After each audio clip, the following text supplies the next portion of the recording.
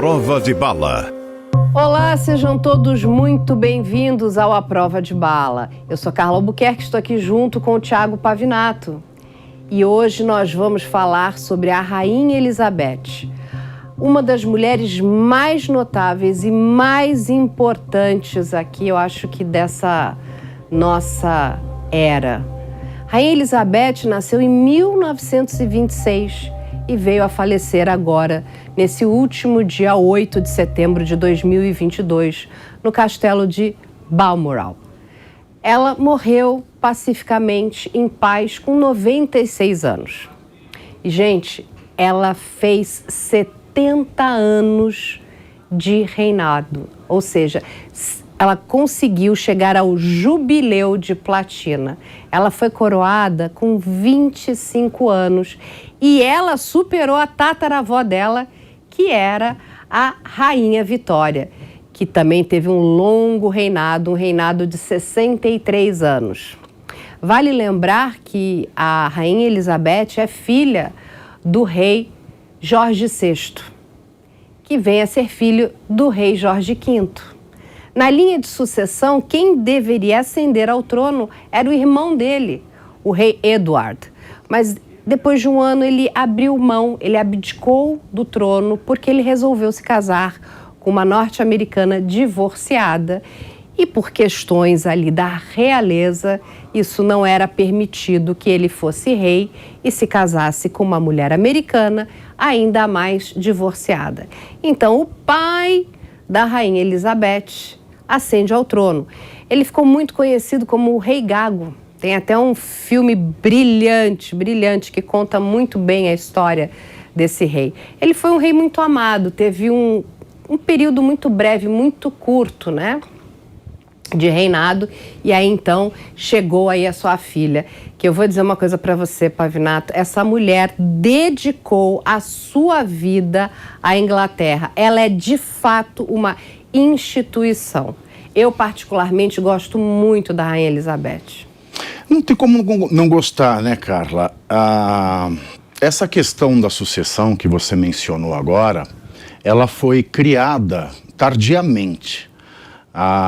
Esse vai e vem de monarcas na Inglaterra e a presença do conselho, que depois se torna parlamento, a gente consegue chegar até o ano de 1066.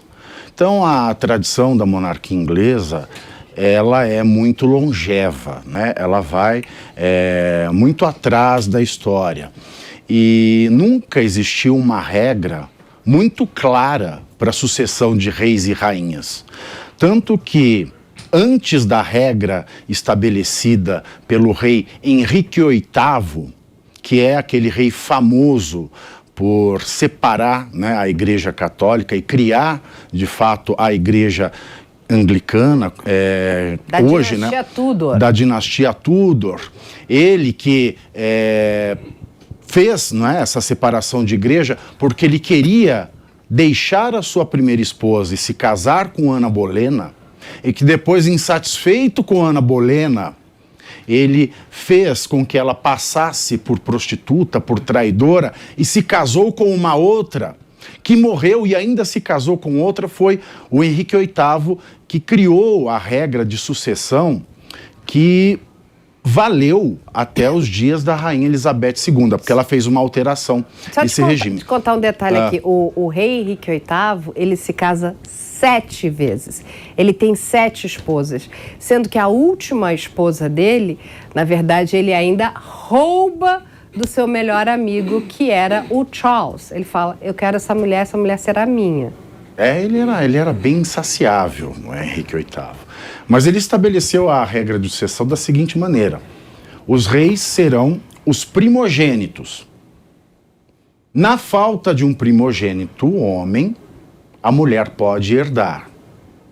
E na falta de filhos, aí você começa a fazer a sua busca por sucessores. Antes dessa regra, nós temos na Inglaterra a figura da imperatriz Matilda, que é um pouco irrelevante.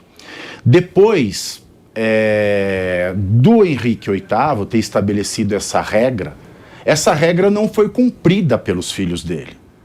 O filho mais novo, né, ele tem 3 filhos importantes aí, que nós temos a Mary, que é a filha do primeiro casamento católico, nós temos a Elizabeth, que é a filha do casamento do Henrique VIII com a Ana Bolena, e depois nós temos o filho Edward.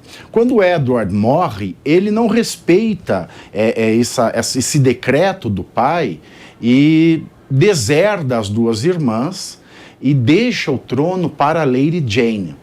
Lady Jane, ela reina por 9 dias até ser decapitada pela rainha Mary, que é conhecida como a Blood Mary, a Maria Sangrenta.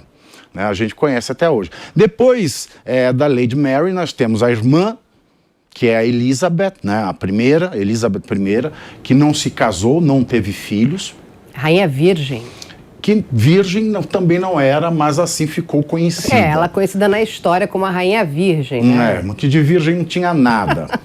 E depois dela a gente ainda tem 2 figuras que são irrelevantes, né? Nós temos a figura da Rainha Anne, que é a rainha que nunca foi coroada, e que também não assumiu o trono, mas ela sucedeu por essas regras estabelecidas pelo Henrique VIII, e a gente ainda tem uma rainha, que é a Rainha Sofia, que também não teve nada de significativo para a história. Depois dela temos, então, a Rainha Vitória, que é mãe do príncipe Albert, que se torna Eduardo VII, que é pai de Jorge V, que é pai do Eduardo e o Jorge, que é pai da Rainha Elizabeth. Mas só explicando para eles, né, a gente está falando antes, o Pavinato contou a dinastia Tudor, né, que Exato. termina com a Rainha Elizabeth, a famosa Rainha Virgem, como ele explicou, de virgem não tinha nada, mas o reinado dos Tudors termina ali. Depois a gente chega aí na casa de Stuart.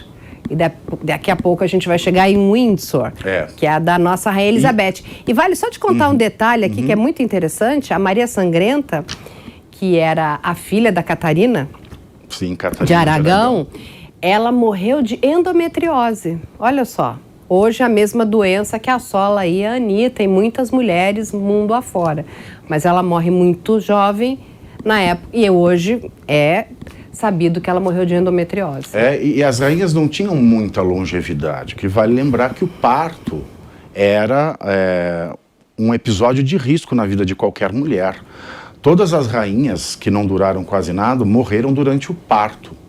A Rainha Vitória, que reinou por 63 anos, né, inaugurando aí uma nova dinastia, que é a dinastia atual, que é de Windsor, que não se chama Windsor, né? O nome foi trocado pelo rei Jorge V, porque a dinastia é a de Saxe-Coburg-Gotha. Então,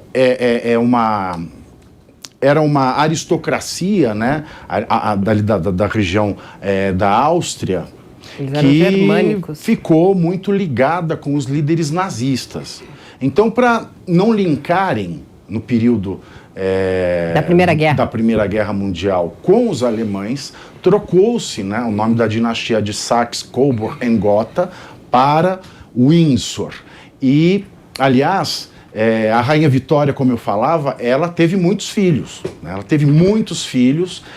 Claro que até ali, a Rainha Vitória, o procedimento do parto era de alto risco, o que já não aconteceu na era da Rainha Elizabeth II. E mais só uma curiosidade da renúncia do rei Edward VIII, né, que é o tio da Rainha Elizabeth.